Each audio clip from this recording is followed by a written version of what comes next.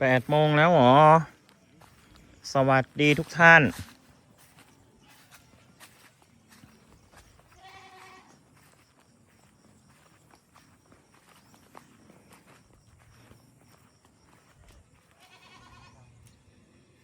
ได้ลูกตัวเดียวท้องมักใหญ่หนึ่งพี่น้องป้องปาย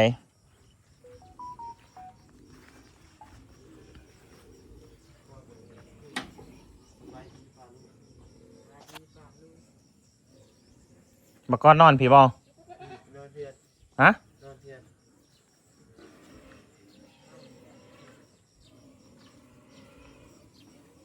จะเป็นซุปเป็นบ้าข้างนอก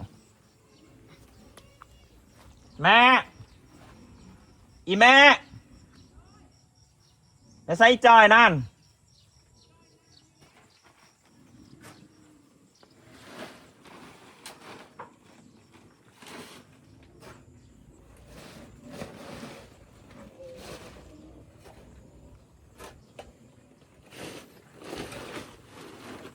ส่วนเอาแต่ตัวมันแห้งเนาะแล้วก็ตั้งไว้นี่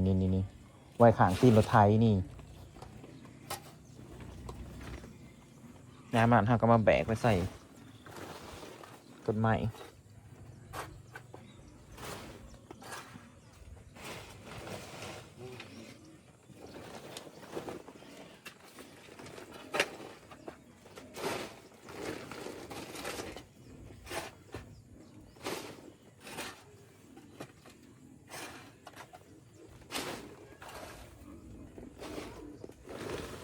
ก็หน่อยจังปล่อยมันด้วยค่ะ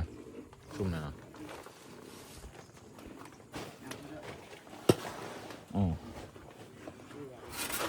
เอาแต่ตัวแห้งๆตัวเปียกเอาไว้เขี่ยออก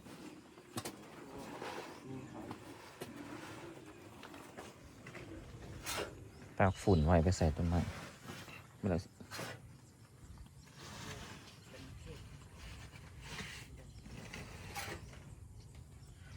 ฝนสิตกบ่วะพายุสิเข้ามาจากมันนี่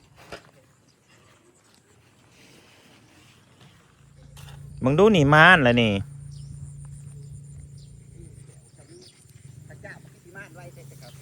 นั่นแหละก็จังว่านะสบายดีพี่น้องโดยสิก้าวเขาสวนพี่น้องจ้าก่อนสิไปใช้กับก้าวเขาสวนสิก่อนพี่น้องแม่นก่อนจะไปเรื่องคนอื่นต้องเรื่องเจ้าของก่อนเรื่องเจ้าของมันสำเร็จกันไปพี่น้องแม่นมันจะบ่มีเกี่ยวยุ่งมันสื่ออยู่พี่น้อง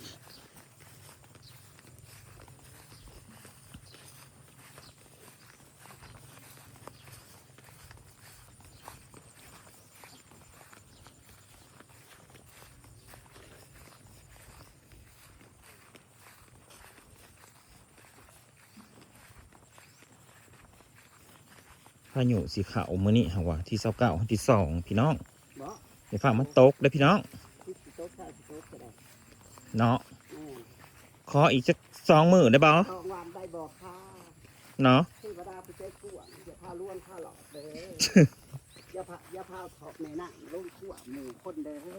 มึงดูแม่แบะมันเข้ามาเมื่อวานนี่แม่อัดดีแล้วบัดนี้บ่ต้องมีบนเขาหลอดแขกเนาะทำไมมันมาอีแม่วันจังไดหันหน้ามาก่อนสบายดีพี่น้อง14ทุกคู่ทุกคนประเด็นเรื่องบักหลังอะไรแม่เอ้ยตอนนี้มันกำลังเป็นประเด็นอยู่แบบ หลายคนก็ว่าหลายคนก็บอกว่าไอ้แม่น่ะตัดใจสาผู้ชายเขาบ่สนใจแล้วโน่นนี่นั่นอย่าพึ่งแม่หันหน้ามาก่อนผู้ชายผู้ชายเขาไม่สนใจแล้วโดยค่ะให้ไม่สอนตัดใจได้เลยค่ะตัดก็ได้พี่น้องบ่ตัดก็ได้บ่ชุดทางมันให้ซ้อนนะใจสติสตังกับปกติอยู่พี่น้องแล้วฟังพี่น้องเอ้ยหลายคนกับเบิ่งคลิปนั้นเขาเจ้าบอกเข้าใจบ่เนาะหรือแนวไหนเนาะพวกเจ้าบอกเข้าใจบ่พี่น้องหรือจังใดหรือว่าพวกเจ้าเบิ่งบ่ออกลุยเลยค่ะจ่อยมันเก็บเป็นอยู่นี่เหยียบไว้โดยจังดึงอุ้ยมีนมมื้อนี่โอ้อีนี่กะกูเลยบ่ได้ใส่ มันถ้าตีออกทางนี้ ตี นี่ ตีใบซองเด้อ ใส่ดึงออก ตัวนี้บ่ เออ อันใบโตกาบห่อเนี่ยมันก็ไหวพี่น้อง แบบนั้นแล้วปล่อยไปซะผู้ชายเขาไม่สนใจเขาหมดรักแล้วบอกพวกเจ้าเบิ่งจังใดพวกเจ้าเบิ่งจังได้ว่าบ้านเบิดหักเบิดหยังนะบอก เบิ่งคนจะบอกเนาะ ซุปเจ้าเบิ่งจังใดบอกพี่น้อง ประเด็นที่เขาเข้าไปเมื่อวานเขาเพียงแค่แบบว่าเขาไปส่องเบิ่งได้ว่ามันเป็นจังใดได้ยินมาว่าปีนต้นหมอกต้นไม้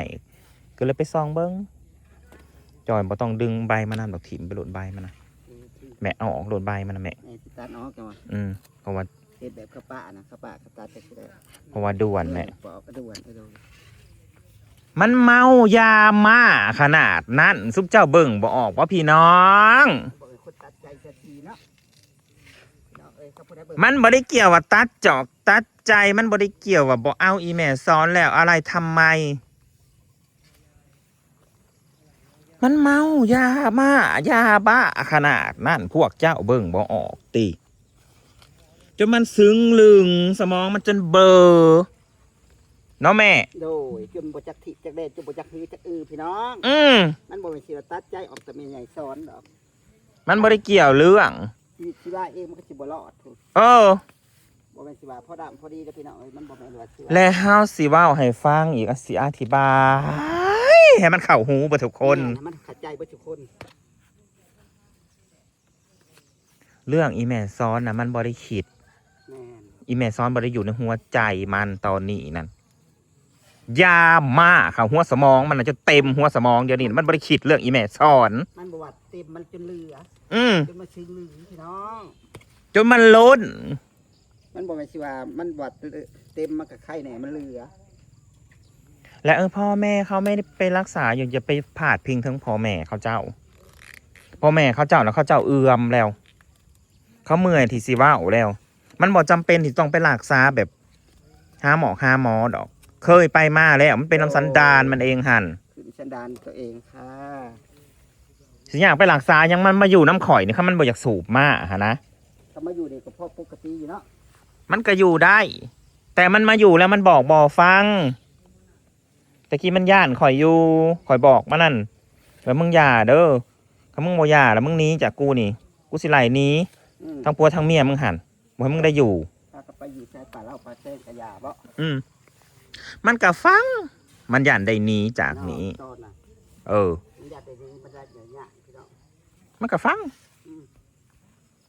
มันก็ไปทางเขาทางคั่ว มันก็บ่เฮ็ดมันก็บ่ไปสูบล้างมาจ้า มันเก๋ มันแก่ข้าแม่นสร้างกับข้าแม่นเป็นปอบกับแบบ ปอบ แก่แห้ง จนพายปากบ่ได้ปอบ จำไพ่ป่าบ่ได้ แม่นหมอเก่งๆมาไล่กับบ่นี้ แม่นหมอเก่งๆมาตีกับบดออก บอกเลยว่าเบิร์ดซิดอีแมนซ้อนกับบักหลังที่จะโคจรมาเจอกันมาอยู่นำกันนะเบิร์ดซิด โอ้ยแม่น เขาก็เลยว่ากันว่าลายมือจังครับไปจอบอีกแม่เอ้ย โอ้ยกับบป้าบ่ทิ้งดอกเป็นแบบ ด้วยความเป็นห่วงอีแม่เราเป็นห่วง เราได้ยินว่ามันปีนต้นไม้เราเลยเป็นห่วง เป็นอาหาร พี่น้องบ่แม่นพี่น้องบ่ทิ้งดอกบ่ทิ้งง่ายมันจะซ้อนกัน มันสิตายผัดบ่สนแบบนี้บ่ บ่เฮ็ด คนเคยหักกันพี่น้อง เคยแท้คนเคยแย่งเคยเว้าพี่น้อง เขาอธิบายให้ฟังเด้อนี่บ่แม่นเขาใส่อารมณ์ได้ แม่น บางคนก็เข้าใจยากยังมาดันทุลังหาเรื่องว่าอีแม่ซ้อนเป็นบ้าอยู่ฝ่ายเดียวสั่งสิ โอ้ยบักหลังมันเมายาบ้าจนสิเป็นบ้าเลยยังเบิ่งบ่ออก จะจังไดเนาะผู้เบิ่งก็ได้ ผู้ที่ต่อหอยตามก็เคยบ่เคยเห็น เรื่องชาวบ้านคืองานของเรานั่นให้มันละเอียดเข้าใจบ่คันเฮาสอดหูสอดเห็นน่ะเฮาอยากเสือกเรื่องชาวบ้านนั่นเฮาต้องละเอียดเฮาบ่ต้องถามไผ ให้มันละเอียดเบิดให้มันครบหอบ เขาถ่ายคลิปให้เบิ่งขนาดนี้ จะได้จะมาเบิ่งบ่ออกเนาะผู้เบิ่งก็ได้ มันดีกว่าที่เขามาเล่าให้ฟังได้เขาถ่ายคลิปให้เบิ่งขนาดนี้นะเบิ่งแบบ เบิ่งมัน จังสีเนาะ ชัด ลัก เจ ษ น ณะ เนาะ ยังหลายๆคนแต่ยังเบิ่งบ่ออกยังบ่ได้เข้าใจเรื่องเมื่อวานนี่นะที่ไปถ่ายคลิปบักหลัง มันละโกโชอยู่บ้านคน จนมันบ่ได้แนมหน้าเฮาบางคนเพราะว่าเขาผู้ชายเขาไม่อยากมองหน้าเลยเอ้ามันสิมองหน้าเพราะมันเมายาอยู่บ่เห็นบ่ พี่น้องคนบ่ฮู้มือที่แม่นคนเปรียบเหมือนคนอยากเบิด เหยียบไว้แน่ บ่เหยียบกันแล้วแม่ดึงไปเปรียบเหมือนคนอยากเบิดมันสิเบิ่งไผ มันสนใจไผยังเหลือแต่เป็นบ้ากับผีเขามันเท่านั้นเด้อ เหลือสำนักสภาพบักหลังตอนนี้ เป็นแห้งพี่น้องเอ้ยถ้าผู้ใดเบิ่งก็บอกแค่บอก เนาะ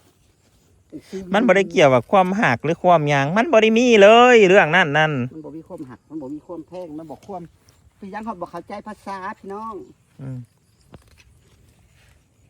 เหลือแต่บ้า เหลือแต่บ้าอย่างเดียว เหลือแต่ลามโสเนาะแม่ แม่นยังแต่บ่ได้ใส่โชพี่น้องเอ้ย เหลือแต่ลามโสยากมันยากแล้ว มันยากลำบากลำบนเลยพี่น้องเอ้ย พ่อแม่มันกะว่าพื้นพี่นางครับอันกับอ้ายกันเราเมื่อยเว้าเหรอเราบ่สนเรามันหมักแนวนั้นสิรักษาไม่ให้ซ้ำถ้าไปรักษามันมาเป็นว่ามันหายดีเลยตอนนั้น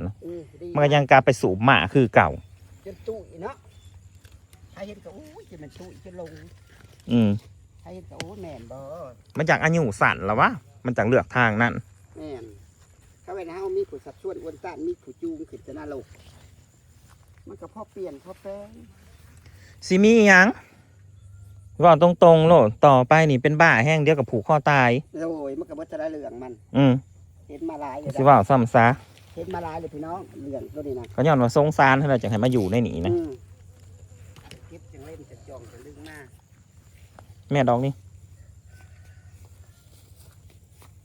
จองลึงหน้าพระพุทธสมคงว่าศาสนาพี่น้องเลย แล้วแต่แล้วมันเลือกเองไหมเอ้ย แม่น มันบ่มักดีหน้าที่ของอีแม่ก็คือไปเยี่ยมแค่นั้นบัดนี้ โด นะ ยพอจะเรียนจะยามนี่แหละได้จ้ะ อืม มีอันซ้อนก็ซอยเรือบ่ได้ FC ว่าถ่ายแม่ซ้อนหักน้องจริงนะพายน้องไปบำบัดอีแม่เอาชีวิตอีแม่เอามันรอดก่อน โดยชีวิตตัวเองคือบ่อยากรอดก็ร้ายไปเป็นลายอันมันเขาเลย ว่าร้ายปัจจุบันเห็นแก่โต เพราะร้ายไปเป็นว่าเกตโตพี่น้อง นั่นนะ มันแย่งขาดกระบอกเราเท่านี้ บ่ขาดดอก เนี่ยแย่งขาดในดอก โปรดให้ทุกคนได้เข้าใจด้วย แม่ว่าพืชบักหลังสูบหมาเป็นบ้าหมามานี่กาลายลบลายเหล่าลายขังลายหนเลย ละเอียดเนาะ คนเบิ่งก็ยังดันทุลังไปหาเรื่องเจ้าว่าเจ้านาบ่ยอมเลิกยอมลา เขาบ่มักกับบ่ เขาบ่มักกะ มักเขาบ่เตะบ่จะเขาภาษาคนพี่น้องเรื่องความหักแห่งไกลแหล้วแต่ภาษาคนทำเข้าใจก็แท้ๆยังบ่ปาก ว่านะเขาแค่สร้างสถานการณ์ให้มันม่วนซื้อว่าแซวเล่นแซวมันบ่ได้ฮู้เรื่องกับเฮา มันบ่ได้ฮู้เรื่องแล้วชื่อเรื่องนี้เหรอ บ่าวหลังนี่เลิกกับอันลุงซ้อนแลล่อเนาะว่าซั่นล่อตายยังเลยเบิ่งเรื่องเหมือนมันคือคนบ่มีเลือดนี่ พี่น้องเอ้ย อยู่ในกล่องมันขาวบ่ขอโทษตัวจริงน่ะเรื่องคือบ่มีเลือดนี่เด้อ โดย เรื่องคือคนขาดเลือดนี่ เพราะว่าบ่มึนตาเพราะว่าบ่มึนตา มันว่าบ่มื่นตา เพราะว่าตาบอดวะ โอ้ยอีนาวมึงกูฟัง2 รอบบาดอีจ่อยว้าวคนเบิ่งคลิปน่ะบ่มื่นตามันว่า แม่นแต่ห้ามเบิ่งตับห้ามเบิ่งหูตาเดียวห้ามเบิ่งหู เลือดมันขังเดียวเนาะบ่ได้เบิ่งบ่ตรวจตา ว้าวพื้นตันเรื่องเล่าวที่บักหลังเมายามาแต่ละเถื่อนี่เขาถ่ายคลิปให้เบิ่งแต่ละเถื่อนะแทนที่ก็ได้ว่าสิจื้อสิจำเนาะแม่เนาะ เข้าใจเนาะ ก็ได้ว่าสิเข้าใจ ยังบ่ดันทุลังว่าวให้อีแม่ว่าอีแม่นั้นดันทุลังว่า ไปงุ่มหมากงุ่มหัวครับ งมมากเล่าวบทเล่าวตัดใจไปแล้ว เพียงแต่ว่าเราเป็นห่วงมัน เราหูว่ามันอาการแบบผิดปกติแล้วก็เลยส่วนการเข้าไปเบิง พี่น้องเรื่องตัดใจนั่นตัดได้แล้วกับคิดว่าฮักเทศคือความดีนำกันมาอยู่กันจนได้ปีหนึ่งก็เห็นว่าเป็นอันให้ในสิถิ่มปึงกับบทมีใหญ่ซ้อนกับถิ่มบ่ได้มีใหญ่ซ้อนกับบ่ใจกรรมใจดำปะนะพี่น้อง แม่นความนางบ่ล่ะ มีใหญ่ซ้อน ผัวซะเนาะสมมติว่าผัวเจ้าจังซี่ ผัวถือ ผัวเจ้าเป็นบ้าขึ้นมาแบบนี้ ทุกเจ้าก็สิถิ่มปึงกับบ่เนาะ แบบว่า อยู่ดีๆนะมันบอกเลิกเจ้าทั้งที่มันเป็นบ้านะมันเลยบอกเลิกเจ้ามันหนี้ไปแบบนี้เจ้าสิบ่เป็นห่วงมันบ่ แม่น ถ้าไปเซมีผัวสิบปลาผัวบักคา เอา อืม เป็นพักที่กันแหละค่ะ แม่น ไปจอบซื่อๆบ่ได้ว่าสิไปอันนี้ดอก บ่ได้คัดไปคันกับเจ้าว่า ที่เฮาถามนะเฮาก็ฮู้อยู่ว่าอาการมันเป็นจังไดแม่มึงดูสาเหตุย้อนลกบ่ลกออกไปถิ่ม อ่าก อง มันงอกขึ้น เออ งอกขึ้นบ่ได้ก็จะมาเลย เฮาก็ถามเบิ่งเฮาฮู้อยู่ว่าอาการมันเป็นจังไดนั่น ตายอยู่ เพียงแต่ว่าเฮาเว้าเล่นไปก่อนซื่อ อืม ๆเพื่อบ่ให้มันเครียดอืม ผมเกลียดคมอมขาดพี่น้อง ในกรณีว่าอีแม่ซ้อนอาม่านี่มันก็เป็นคือเก่า โอ้ยผู้คนคือเก่าพี่น้องเอ้ อื ย บักอันนี้นะเวลาบอกนะมันฟัง แต่มันบ่ทำตามค่ะ แม่นมันพังแต่ในหูหักใจบ่นำ ว้าวกันแล้วกับพี่นางว่าพ่อวะได้ไหมดอกนี่พ่อบ่อยากว่าวแล้ววะเบื่อแซนติซีดีบ่มักดีเอง แม่ มันเลือกเส้นทางของมัน ปล่อยไปตามเวรตามกรรมมาแหล้ว อืมเนาะ บางคนก็ว่าปล่อยเด็กไปเถอะเด็กมันอยากเป็นอิสระ ติดเพื่อนติดฝูง อืม กำลังกินกำลังเที่ยวโอ้ยกำลังกินม้าหาติ แม่นมันกินเขาวกินอันชิกินไข่ละบอก อืม มันกินม้าพี่น้องเอ้ยว่าจริง แม่อันหนามา มา แม่อันหนามา พี่น้องว่าความจริงเด้อหรือว่าความจริงสู่พี่น้องอิฟซีทุกคู่ทุกคนมีใหญ่ซ้อนบ่ได้ผูกได้มัดเด้อค่ะปล่อยให้ตามกระสาใจย่ามได้เว้ากันก็เว้าแบบดีๆก็เว้าค่ะบ่ได้ผูกได้มัดค่ะ เอามันเด็กตามันเด็กอันไหนบอกเอาตัวนี้มันหน่อย เนาะเพิ่นว่า กันสิเอามันร้ายกว่าหัน มีอยู่ กับ นะ ซอนค่ะ พี่น้องเอ้ยเว่าความจริงเด้อนี่ไม่ใหญ่ซ้อนก็ตัดสินใจได้แล้วฮะหากเขาว่าตัดสินใจได้แล้วว่าบ่พัวพันสิบ่ห่วงบ่ใยบ่แมนพี่น้อง เหลือแต่ความห่วงใย เคยจากันแน่ม่วนแน่นวลกับ ข้าเสื้อว่าอีแม่นะ อืม ความหักนะเลือบ่ร้ายดอกเลือแต่ความห่วงใย แม่นมี เป็ แต่ นห่ คว วาม ง ห่วงความอีตนว่าเถอะ สงสารหั่นแหละแม่ดูเข้าใจอยู่ว่าสงสาร หน่อยแม่น ที่ข่อยว่ามาเทอเบิร์ดข่อยก็สงสารอยู่พี่น้องแต่ว่าข่อยสอยยังมันบ่ได้เพราะว่ามัน โอ้ ทำโตมันเอง ใช่ไหมแม่ โดยค่ะ อันนี้มาค่ะทั้งสองสาว สวัสดีค่ะ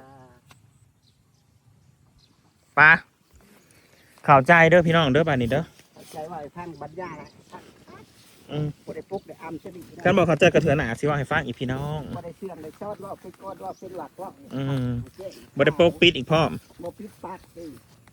มาก็ว่ามารั่วก็ว่ารั่วพี่น้อง จริง อืม นี่ไอ้ซัดบไดาเจ็ดบไดาไข่หัวเจ้ามาหัวบไดามา เป็นฝูง เป็นพุง มันยังปฏิเสธเฮาอีกได้ไหมเอ้ยโอ้ยพวกขี่ม้านะพวกสูบม้านะมันปฏิเสธด้วยล่ะพี่น้อง มันก็แน่นอน พายสิไปยอมหามข่อยสูบม้านะ ข่อยหินม้านะ นี่นั่นเท่านั้นนั่นโตเท่านี้โตมัน เออ มันบ่ได้ พายสิไปยอมหลับบ่ ถ้าบ่เห็นตัวจริงนะพี่น้องมันจะคุ้มค่าตาเจนจังว่า อืมปะ พี่น้องเอ้ย ชีวิตอีแม่ข่อย บอกครับให้มันสั้นเนาะ บ่ได้มาแล้วแหละบักหลังนะบอกเลยจบชีวิตมันจบสำนั่นแหละ มันมีแต่คิดของหนักหนานะ มันแหกสินักหนา ใส่โซ่ไปแล้ว โอ้ยสิได้ใส่โสจะได้ลามโสเลยแหละ แล้วแต่หัวตรงนี้ เขาบอกใส่โซ่ขยันมันไปลงตรงเซนเลย